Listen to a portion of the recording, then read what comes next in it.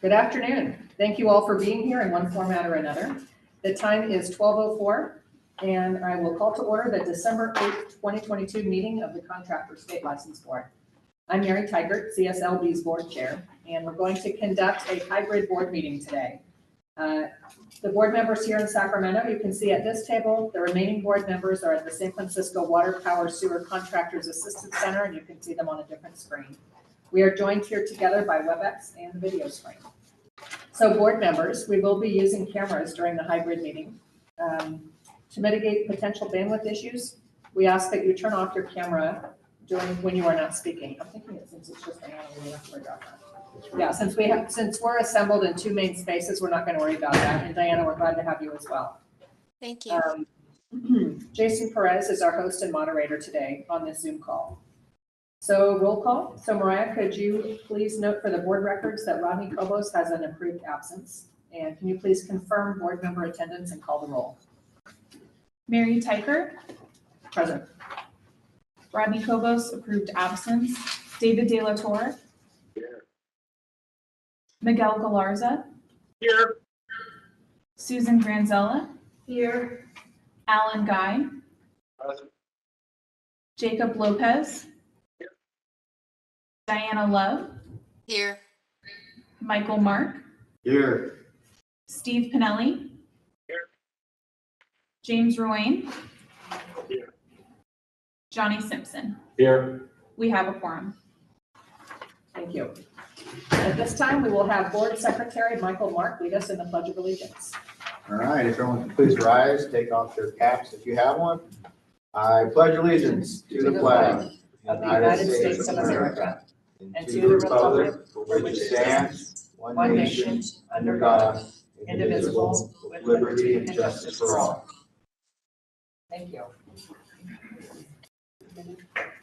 And I would like to take this occasion to recognize Christopher Perone, who has been appointed as CSLB Board Counsel. Have I got your name pronounced correctly? That's correct. Thank you. Perone? Yeah, welcome. Nice to meet you. So joining Christopher at the table is John Cumming, who has been doing an outstanding job as board counsel on a part-time basis. We hope John will continue his part-time work with us. For those of you participating in Sacramento, you may have noticed the cool temperature of 67 degrees. A request has been made to building management to raise the temperature, but in the interim, we will all be able to stay awake. Yes. Okay, so we are now moving to agenda item B, which is for public comment and to request agenda items for future meetings. The board values public input as part of our consumer protection mission. To allow us enough time to conduct our full schedule of business today, I'm limiting public comments to 3 minutes apiece. If your comments don't involve an item on today's agenda, this would be the time when you can make them. If you have comments on one of our agenda items, we encourage you to wait until we get to that item. We will give you an opportunity to make your comments at that time. We also ask that your public comment relate to the agenda item currently before the board. There are a few other rules that apply. First, California law prohibits board members from discussing any matter brought up during public comment, and board members are not allowed to act on any item not on today's agenda. Second, if you want the board to discuss a topic not on the agenda, you can ask us to consider placing that issue on the agenda of a future meeting. Finally, if you have an application, complaint, or disciplinary charge pending before the board, we ask that you not discuss the details of your case or pending complaint. That's because board members may be the judges and by law are not permitted to receive evidence or information that is not part of the administrative record in the case. For everyone's information, as a result of our hybrid setup today, we will be calling for public comment in 3 locations. These include here at the Sacramento headquarters, also the San Francisco Water Power Sewer Contractors Assistance Center, and online WebEx participants. So members of the public, if you are with us on WebEx and would like to make a comment, please use the chat feature to send the host a note that you would like to offer public comment. If you are joining us on the phone and would like to make a public comment, press *9. We will take any WebEx comments first, followed by telephone comments. We will use the same system throughout the meeting for public comment during each agenda item. You will find instructions on how you can make public comments on the agenda for this meeting posted on our CSLB website. So at this point, I will pause and ask for comment. So here in Sacramento, do any board members have an item they would like placed on a future agenda? Okay, seeing none in Sacramento. In San Francisco, do any board members have an agenda item you would like placed on a future meeting agenda? We do not. Thank you. And now we'll call for public comment. Is there any public comment here in Sacramento?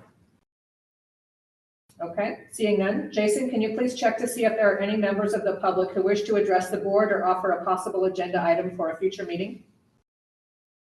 We do not have anybody online. Okay, thank you very much. So with that, we will turn to agenda item C. Oh, Excuse me. Jeff said what? Sorry, board chair. You have one that came up right now. Okay. What is the, James Alvarez, I'll be unmuting your line. I can't hear it. I'm sorry, can you say that again? It's James Alvarez. Am I Okay, on? yes. Yes, you're fine. Okay, I had some concerns regarding the licensing and policies in the state and proposals for optimization of current policies. In the state, we're facing obviously higher costs of construction, budget concerns, labor strikes that are directly involved with our industry. And we know that the state is one of the most broadly and onerous licensed state in the nation, licensed more low-income occupations than any other. With the passings of Bill 216 and 607, it's only going to make these worse.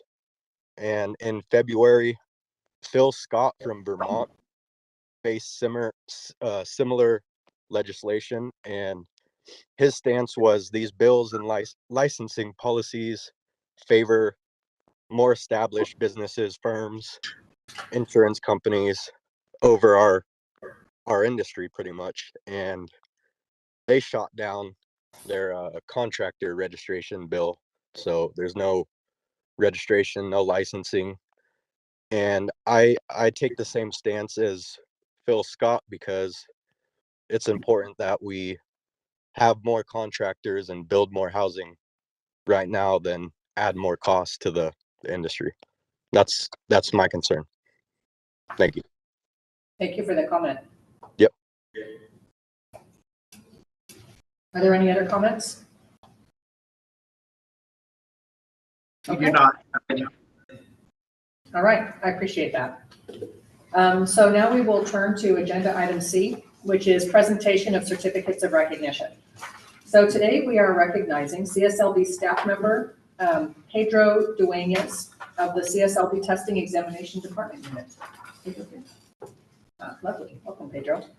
So Pedro has been with the Testings Examination Development Unit since September of 2017.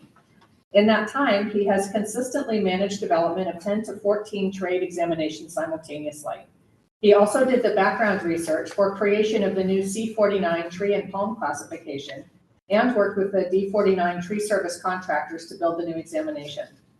This work consisted of job audit interviews, creating an occupational analysis survey, analyzing the results, training subject matter experts in item writing, and working with them to create the new item bank of almost 400 items and set the pass point for the examination.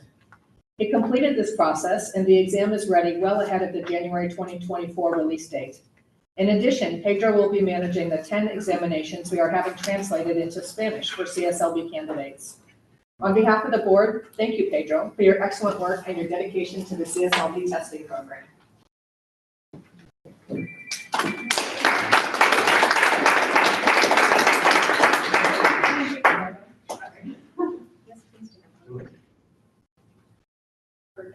Thank you.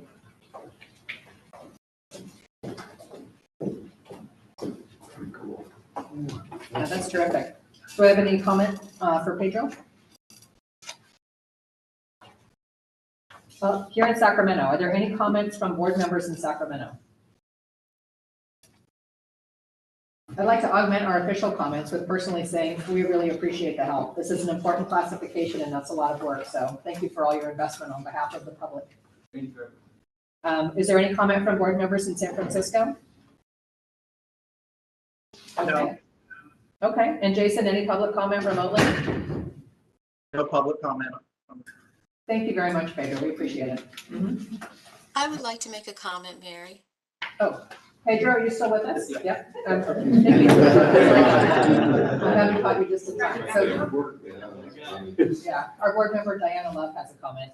I just wanted to very quickly say thank you for all the work that you have done in the field that you have brought to us. It is very important, everything that you have done to see to it that our exams are done and conducted efficiently. So thank you very much for your time and all the work that you have done. Thank you. Thank you. Thank you. Thanks I for really speaking up. enjoyed the project. I learned a lot of stuff and worked with a lot of great people. Wonderful. Thank you again. Thank you. Okay, next we will move to agenda item D, the review and possible approval of board meeting minutes and committee meeting summary reports. We will begin with the August 30th and 31st, 2022 board meeting minutes, which begin on page 9 of your packet. Board members here in Sacramento or remotely in San Francisco, do you have edits to the August 30th and 31st, 2022 meeting minutes? Okay, hearing none, do I have a motion to approve the August 30th and 31st, 2022 board meeting minutes? Motion to approve as presented. Michael Mark. Second, there you go, sorry. Okay. Is there any comment from board members in Sacramento or San Francisco? Any public comment here in the room? Jason, any remote public comment? We do not. Okay, then Mariah, can you please call the roll? Mary Tyker, Approve. Rodney Cobos, approved absence. David De La Torre, Aye. Miguel Galarza, Aye. Susan Granzella, Aye. Alan Guy, Aye. Jacob Lopez, Diana Love, Aye. Michael Mark, Aye. Steve Pinelli, James Ruane, Abstain. Johnny Simpson. Aye. Motion passes. Thank you. So next, item D2 is the registrar's report. So I will turn it over to Registrar David Fote. Registrar Fote will now cover both sub-items A and B in agenda item 2, registrar report. Good morning. Thank you, Chair Patrick. If we could turn to page 42 of your packet. On November 15th, I had the opportunity to meet with Senate Majority Leader Mike McGuire. He had requested this meeting to discuss CSLB's response to wildfire disasters. Specifically discussed was how CSLB can continue to play a lead role in wildfire disaster survivor outreach. As you know, we have a very robust public affairs response with enforcement staff to make sure consumers are aware of steps they can take to protect themselves. We also, though, discussed how we could be a little more effective. We've had success in working with prosecutors when we've had criminal activity in these areas, but we want to look for ways where we can have a greater presence and be more effective when we have contractors that are engaged in criminal activity, arguably causing these wildfire survivors even additional financial harm. So in discussing this with Senator McGuire, what we came upon is the development or proposed development of a disaster response modernization plan. And the senator would like to, he really expressed his support for whatever, for the direction the board would want to go for any potential resource needs that we would have. So, for background, and he thought there was a need for a consultant, for someone to really look at the resources that we currently are able to redirect to wildfire areas. It can pose a challenge. We have staff that already have assigned work, and when a disaster hits, we have to reassign staff to go to the local assistance centers. We have a need to jump on the criminal investigations quite quickly, and that can be a challenge when the investigators that would normally handle those type of investigations have other assignments. So what I'm proposing today is that we revisit what the board approved on August 30th. And if you recall, that's on Actually, what the board considered is on page 68 and 69 of the packet. The board authorized staff to use to hire a consultant and spend up to $75,000 to do specific items. I'm going to read those here this afternoon. The first is to evaluate the scope of unlicensed practice and evaluate CSLB's reactive and proactive enforcement investigation needs. Consider possible staff reclassification, review workload production goal analysis, like how much work we can expect the staff to perform, and then prepare a written report of all findings. Now, after the board approved that, we reached out to various potential consultants, and they are listed in your packet. I hope you just touched on them today. We talked to the Department of Consumer Affairs Organizational Improvement Office. We talked to Cooperative Personnel Services. Now, Cooperative Personnel Services has been instrumental in the past in helping us with reclass. They were instrumental helping us reclassify our investigators to special investigators, as an example. And I contacted Ben Frank of Ben Frank Management. Ben Frank has been a consultant for the board off and on for the last 20 years. He's also been a consultant for the DSA boards and bureaus. The consensus in talking to all three of them is that this is an overreach. We're not going to be able to find one consultant to do all of that. It's really three separate issues. It's evaluating the scope of unlicensed practice, it's looking at our existing resources, and then it's considering a reclassification. So what I'm asking the board to do is two things. First, to revisit what the board previously approved and to limit the scope to 3 items. I've listed them in the packet, I believe. The first would be to research the scope of unlicensed practice. Now that goes hand in hand with strategic objective 2.2. That consultant would also look at the resource needs to effectively address unlicensed practice. And third, to review the resource needs to respond to declared disasters. So the goal here would be to use the $75,000 the board previously approved to look at those 3 items. Now, I'm also proposing that we receive authorization to hire a second consultant. And this would be to perform the workload production goal analysis. It was included previously. We believe we need to have a separate consultant for this. We've done research as to what this could cost. Our idea would be to reach out to the State Department of Cal Human Resources. We understand that they perform these kind of studies. I was told that the cost to hire that consultant could range between $50,000 and $100,000.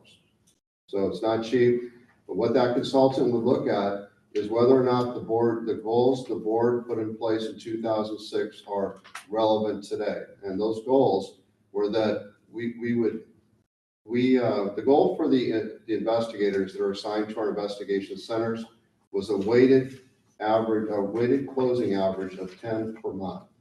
Now, the idea is, and they've done this consistently for many years, they would close 10 investigations, 30% of those result in a legal action. One of those legal actions gets an unlicensed contractor, 2 are generally against licensees. That's what we've worked under, and that's how we managed our workload since 2006. Things have changed since the pandemic. The production has decreased somewhat, and this is something that our staff has asked for. It's also something that the California State Law Enforcement Association, the union represents our investigators, has requested. So that's what I'm putting before the board today to reauthorize the $75,000 for 3 specific issues, 3 specific items, and also to consider spending up to $100,000 to hire a private consultant to do a workload study. It's like a work and motion study to look at the cases, how complex they are, how much time it takes to perform certain tasks. Thank you. Answer questions. So David has explained the staff recommendation. Check with data on that, I'm pretty sure. Okay.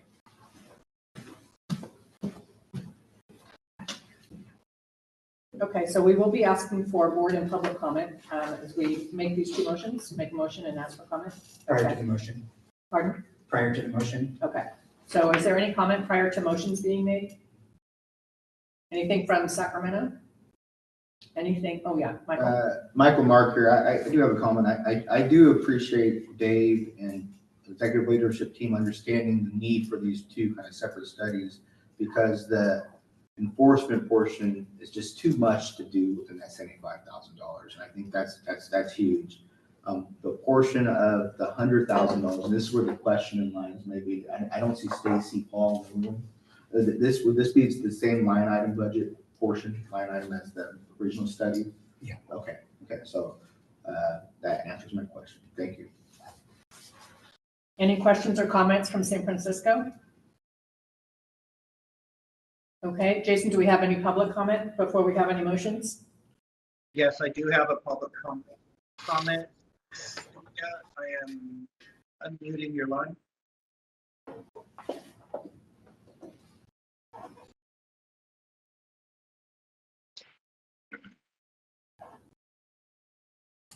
Would the member of the public like to go ahead and make the comment?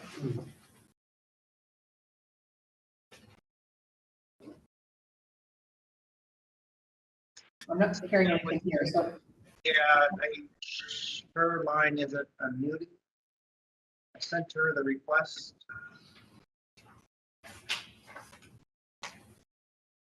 Having a little trouble hearing you. Is this technical? There she goes. Yeah, there you go. Go ahead, Cynthia.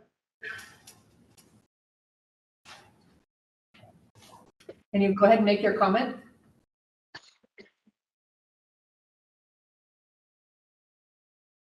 We'd be glad to hear what you have to say. Is there still a member of the public that would like to comment? Sorry, Cynthia, we cannot hear you over here.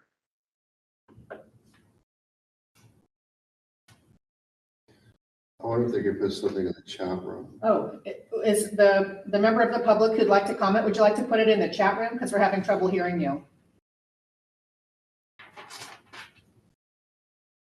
Jason, can you see if it's possible to put it in the chat room? Yeah, it is possible. It does not have it yet. Okay. We'll wait a minute to see if we can figure that out.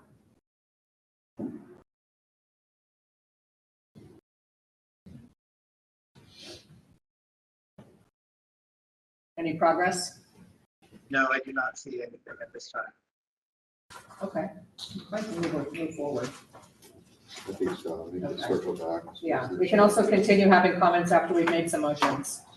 The staff recommendation would require two separate motions, which I will read now. So the first motion is to amend the board motion made August 30th as follows. Authorize the expenditure of up to $75,000 to hire a private consultant to research the scope of unlicensed practice, review resource needs to address unlicensed practice, and review resource needs to respond to declared disasters. Do I have a motion to approve the first staff recommendation I just read?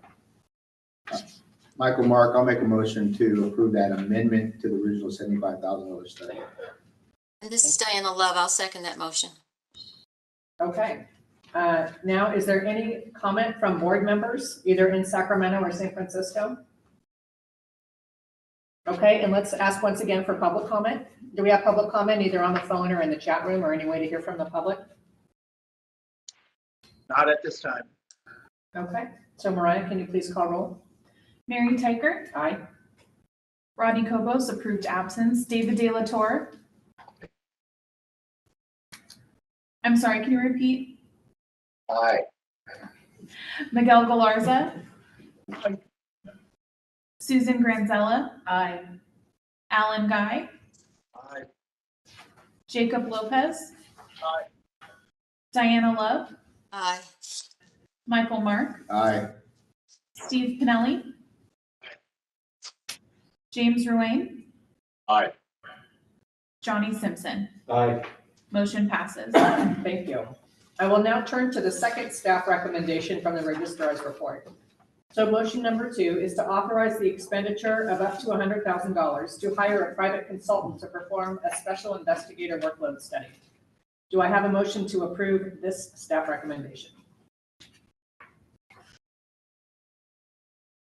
I'll make the motion. Susan Granzella. Thank you, Susan. Do I have a second? Wait, second. Jim Rowan, second. Okay, is there any comment from board members in Sacramento or San Francisco? Michael Mark has a question here. The portion of, in the board packet, $50,000 or less, that's the goal still. I know that's not in the motion, but that's just, it's not to exceed 100,000, but the goal is still to get hire someone under $50,000 mark, right, Dave? Yeah, the goal would be to get it done as reasonable as possible and to let the consultant know that we have staff in our personnel office that can provide assistance.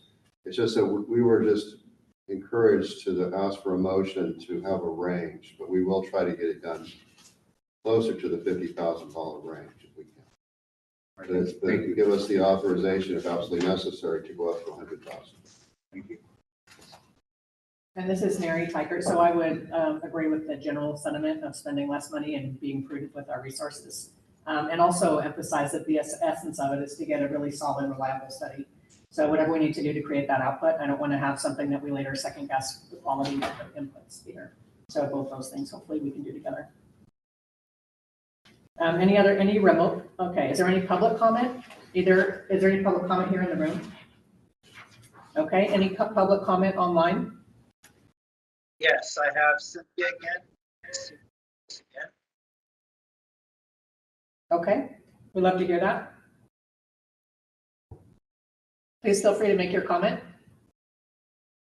She has not unmuted. Go ahead, Cynthia. Please unmute your line.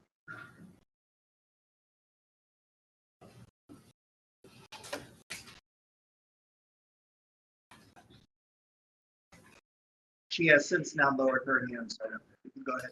Okay, so we don't have any public comment. Mariah, can you please call the roll? Mary Tykert, Aye. Rodney Cobos approved absence. David De La Torre, Aye. Miguel Galarza, Aye. Susan Granzella, Aye. Alan Guy, Aye. Jacob Lopez, Aye. Diana Love, Aye. Michael Mark, Aye.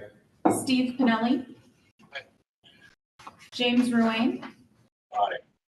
Johnny Simpson. Aye. Motion passes. Thank you. Okay, we are now on executive item D3, the CSLB budget update, which begins on page 45. I will turn this over to Chief Deputy Registrar Mike Jamnetsky, who is substituting for Budget Manager Stacy Paul, who is off today. Thank you, Chair. Good afternoon, everybody. On page 46 begins the budget update. It's important to mention, aside from the governor's authorized approximately 77 million governor's budget, the rest of this is projections because we're still in the first quarter, but our projections are pretty sound and we'll walk through it together. So what we have here is a summary of the budget and a summary of the expenditures for fiscal year 22 and 2023. As I mentioned, the governor's budget is 77 million. If you take a look at our expenditures line, we're just over 80 million. Now, the locked-in board expenditures, the operating expenses, daily business is at 75 million, which is under the governor's budget. But of course, we have the mandatory external costs, which are always there, and it includes our statewide pro rata, which leaves us if you add all that, we begin with the 7.5 million reserve. You add on the 90 million for projected revenue. We back out the expenditures, and we are looking at a 16.1 million ending reserve at the end of fiscal year 2023. Which is about 2.3 months in reserve. So if you turn on the next page, page 47, through September, we are about 3 months into the fiscal year. We spent just under 6 million a month, which is great. If you think about it, we're at 23% of the budget, and September is 25% through the fiscal year. So that's a positive outlook. Moving down to page 47, the revenue. This is through October 31st, and we are looking at about an additional $5 million in revenue. You can see here there's a 21% increase from this time, the October 31st from the prior year, which means the fee increase is working as intended. Page 48 is the fund condition through 2024. Again, these are projections. But you'll see that if our projections are realized, the 16.1 million or the 2.3 months in reserve from page 46, we discussed in the summary a minute ago, will be realized by next year and then build up to a $2.5 million reserve by 2024. I'm sorry, 2.5 months reserve by 2024 and 18.6 million. Turning to the CMEA account. This will be discussed in more detail in the licensing section. The takeaway here is that the governor's budget each year is $100,000. Could you say that again? Not right now. The Department of Finance has approved the $75,000 increase that we ask for each year to try to spend down this account a little bit. That'll be discussed in more detail in licensing directly where that money is directly going to each school. And then if you turn to the statistics, these look pretty good. We have an increase. Let's pull out my notes here.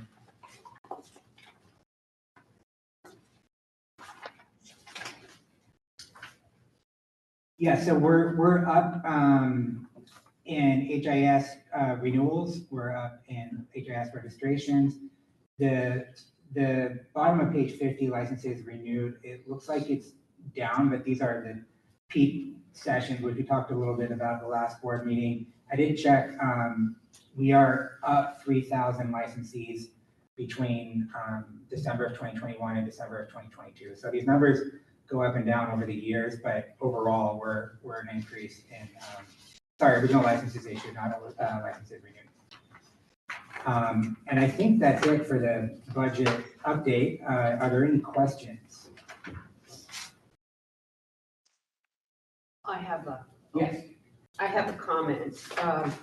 And I'd like to point out that several years ago, we had a much smaller reserve, an alarmingly small reserve, as a matter of fact, right? It was during the pandemic and all of that. But I'd like to commend Stacy and management for bringing this to the forefront and having a safe reserve, because it was very important to do that.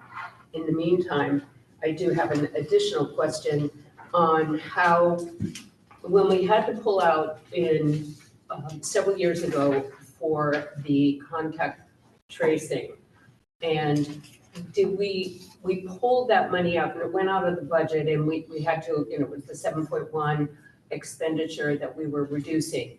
Are all of the expenses and reductions, are all of those now in our budget as it exists today, or are there any other expenses that we would need to anticipate? Yeah. And I know Stacy's not here, and she knows that immediately, but Dave, you have a general idea. Yeah, I do. So the board did direct staff to reduce expenditures by $7.1 million. And that goal was achieved in large part because of enforcement, and a lot of, we had to curtail some enforcement activities. We did keep positions open in lieu of filling them. But those restrictions have been released because of the fee increase. So those no longer exist.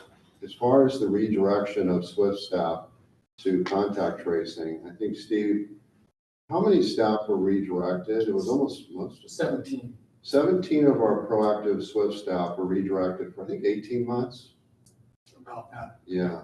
And so they've all returned, and it's my understanding that we recovered the salary that we paid them while they were redirected. So that's completed. And that's included in the budget today. That's right. Okay, very good. Just always wanted to ask that question, and it's so important. And I also want to commend our prior activities in the fee increases, because now it's showing in a safe manner. So just good job. Thank you. Thank you, Susan. Thank you, Mike. Is there any other board comment, Mike? Michael Mark here. I'd also like to commend Stacy. I actually was talking with her regarding the budget and answering questions. We went back and forth via email. I explained again to her, at least my goal would be a 6-month reserve. I'll put it out there in the universe, but we'll eventually try to get to that point. When we were talking about the new licensees, I did ask the question of how many of the new licensees were the new residential B contractors, and so we can kind of compare. And the numbers that at least I I spoke with them, who know a lot more than I would, but that was only a portion of it. But if we're looking at like on page 47 of like new licenses and application fees, that's like a big percentage of all the revenue that's changing. So that's like showing the good work of us trying to process these licensing information. And also when I was speaking with her, the board expenditures right now, we're tracking like 2% more, right? Because if we're through one quarter September, we're at 77%. So what's good is that we are 2% higher for yearly in September. And we're really, really close to being able to, if we're staying at that, December, we're almost halfway there. And she said, currently we're tracking. So that's good. So that was a good job, Stacy, to the universe. Have fun. You're on vacation. Any further comments from board members, either in Sacramento or San Francisco? Is there any public comment in Sacramento? No. Jason, do we have any public comment from remote participants? Yes, I have Blanca Gomez. Okay, please go ahead.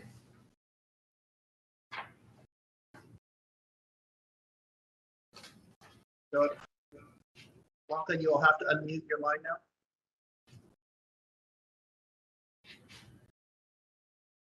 Go ahead, Blanca. Hear me? Yes. Okay, perfect. So I'm going to begin now. So as a community member and facilitator of language, specifically Spanish, and as a public servant of a medium-sized city that's located in the county of San Bernardino in California, I was pressed to join today's CSLB December 8th, 2022, to discuss particular things that deal with licensing, testing, licensing application requirements, and non-English resources for aspiring Spanish speakers. Roughly, I believe there's about 80% of them that are non-speakers in the contracting sector. So in the recent years, a handful of non-English speaking constituents have approached me for contracting licenses. The most current one is for contracting to licenses for framing and carpentry. Despite accepting the challenges as a non-certified interpreter of translator, the requester, with whom I have no affiliation, he's just a constituent of the city because I'm an elected official. Current standards that are found to find materials in Spanish and/or books that would translate specific terminology or the entire practice of CSLB testing to no avail.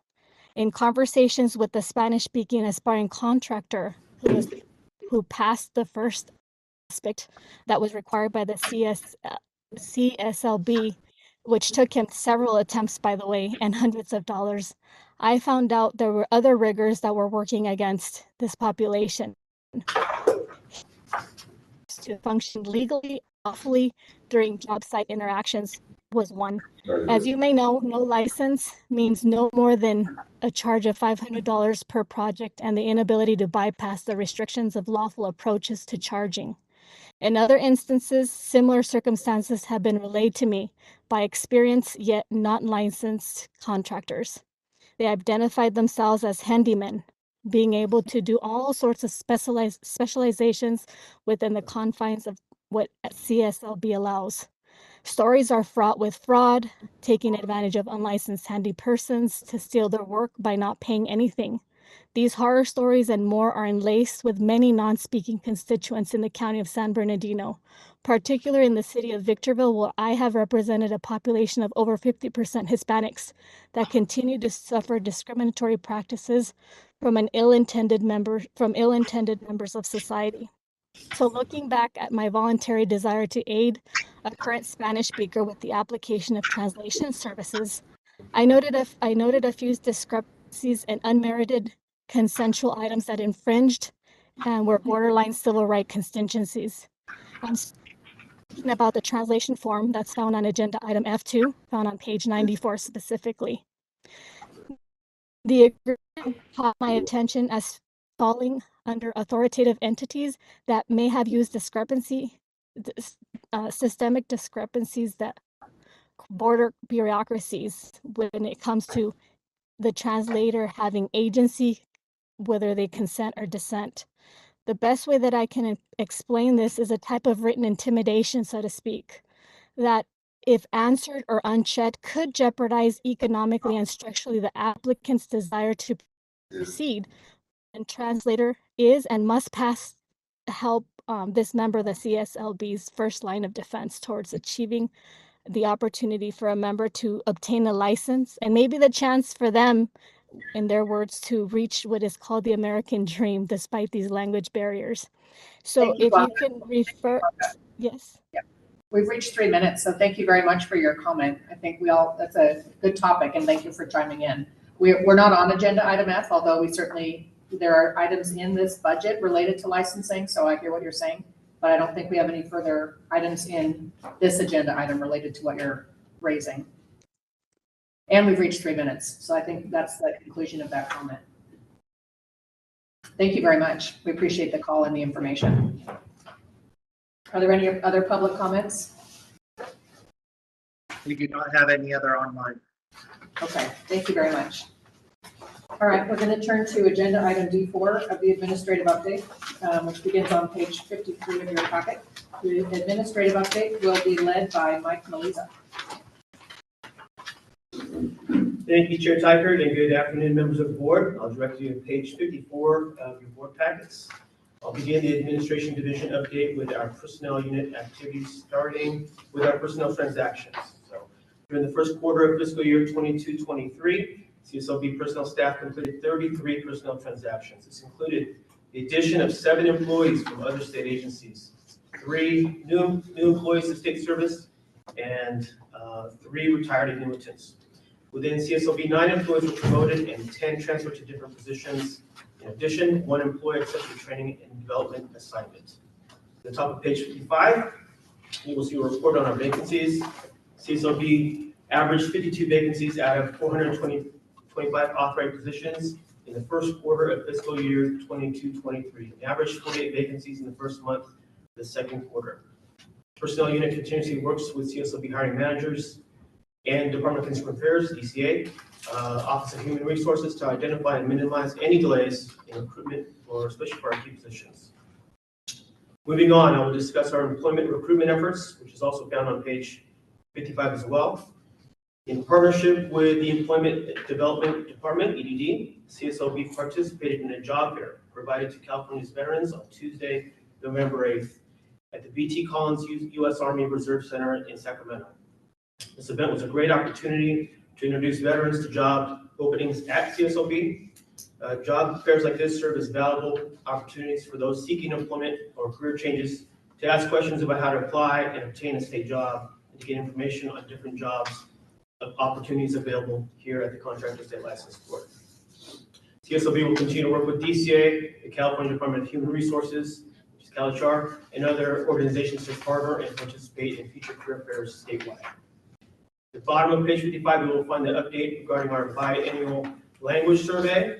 This survey is conducted every 2 years in accordance with the Aleatory Bilingual Services Act, which requires every state agency to conduct a survey identifying the public it serves, the languages spoken, and the bilingual resources available to ensure equal access to information.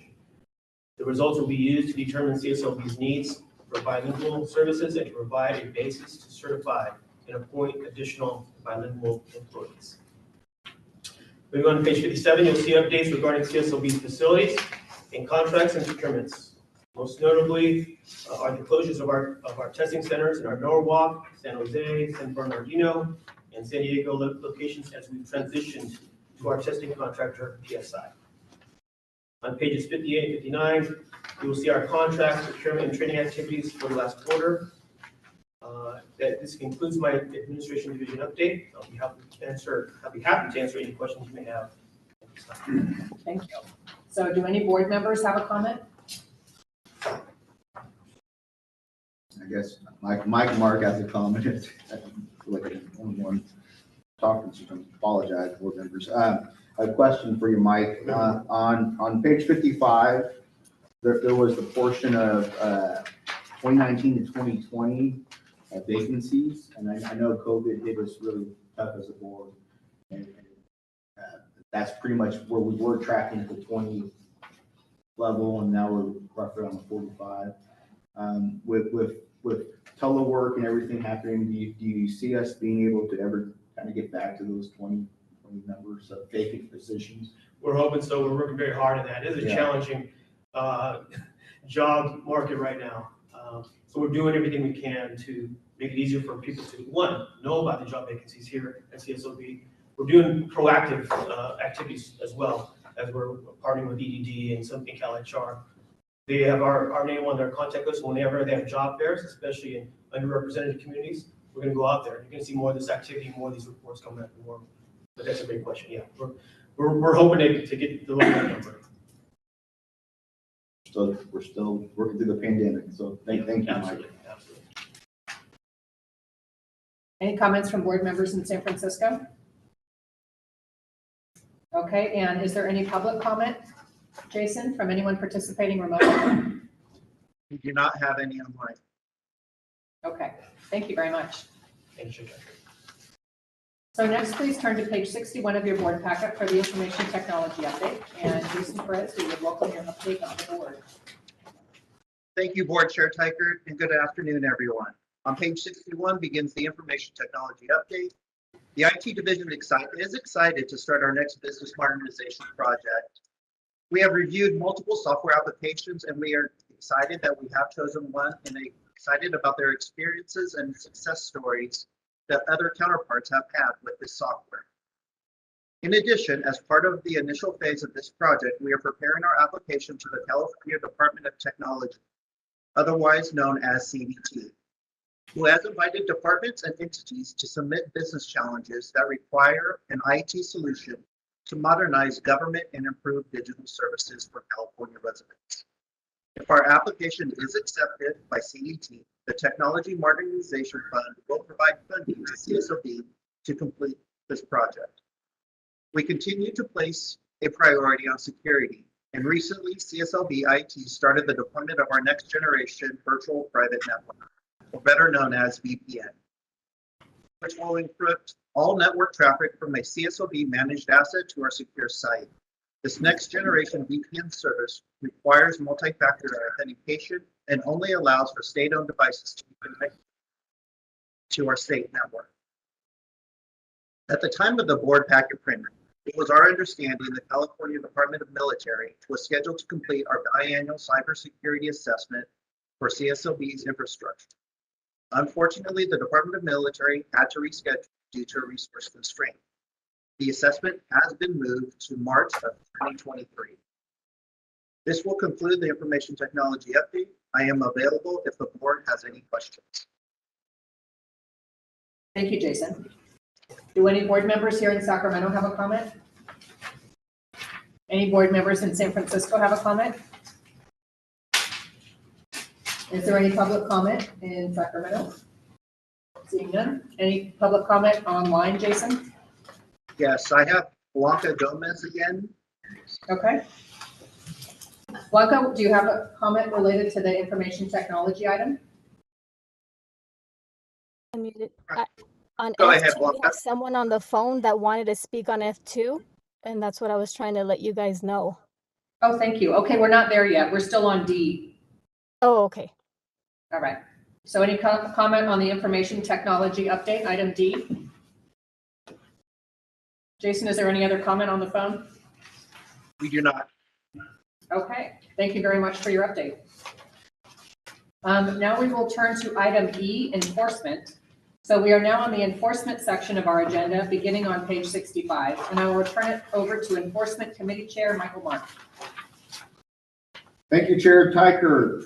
As Chair of the Enforcement Committee, I am pleased to present this update for the Enforcement Division.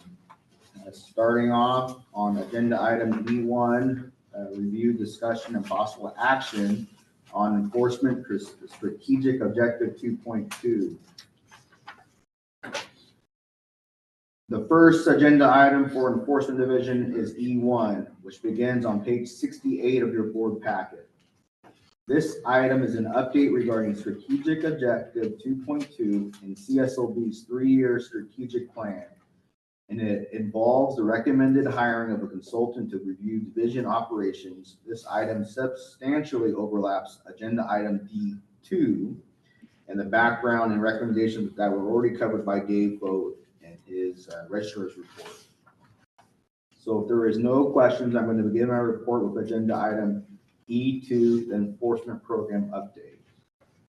Are there any questions in Sacramento? None. Are there any questions in San Francisco? Seeing none. Are there any public comments? Looks like no public comments. So we're going to move to agenda item E2, enforcement program updating positions as of November 3rd, which is a vacancy rate of 11%. 8 of these vacant positions had candidates selected and pending approval for hire.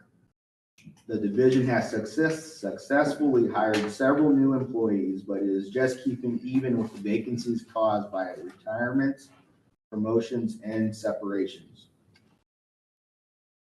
One of the key investigation highlights is moving on to the next item in your agenda packet. We're going to highlight the results of 2 impressive investigations completed by the Enforcement Division staff. In the first case, I'm going to butcher this name, and I apologize beforehand. In the first case, Norvita Seneca and 2 salespeople operating as Eco Technology devised a scheme to defraud multiple homeowners in the greater Los Angeles area. They targeted low-income homeowners, many of whom did not speak English, and used fraudulently property assessed clean energy, better known as PACE loans, and their victims' names for their own profit. The case was complex, with multiple victims detailing financial records and over $1 million of fraudulent transactions.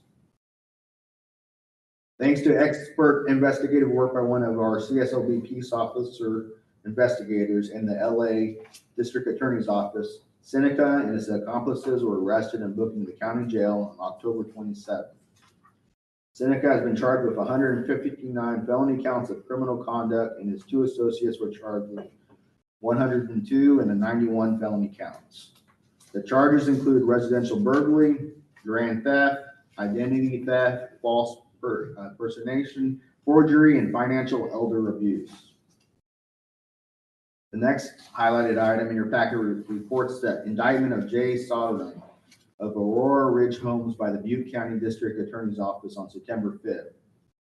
Soderling, who has a long criminal history, defrauded multiple survivors of the deadly 2018 Camp Fire in Paradise, who are trying to rebuild their homes.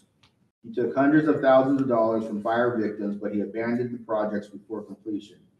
He has been charged with felony contracting without a license in a declared disaster zone and misdemeanor charges of false advertisement and charging customers excessive down payments. Moving on to the general complaint handling statistics. A summary of the Enforcement Division activity during the first quarter of this fiscal year begins on page 73 of your packet. The first entry in this section shows that the Enforcement Division opened almost 5,000 complaint investigations during the quarter of July, August, and September. This represents a 10% increase over the same period last year. Both the number of pending complaints and the number of aged cases are above the division's target levels. As of September 30th, the number of pending investigations was 4,405, which is 15% above the target level. Of those 4,405 open investigations, 231 are considered aged or over 270 days old. The board's goal is to keep the number of aged cases below 100. A few of the division's accomplishments for the first quarter of the fiscal year are starting on page 74, which includes over $9 million of restitution returned to financially injured consumers, 153 cases referred for criminal prosecution, 53 accusations filed for license, revocation, or suspension, 372 administrative citations issued, and $564,000 of civil penalties collected. Moving on to the SWIFT portion of the packet, beginning on page 75, you will find a summary of active CSLB SWIFT team items. SWIFT handles CSLB's proactive enforcement efforts and conducts undercover sting operations, performs enforcement sweeps of construction sites, and responds to reports of illegal construction activity in the first 3 months of this fiscal year. SWIFT investigators did conduct 5 undercover sting operations, participated in 73 of enforcement sweeps, and responded to 232 leads.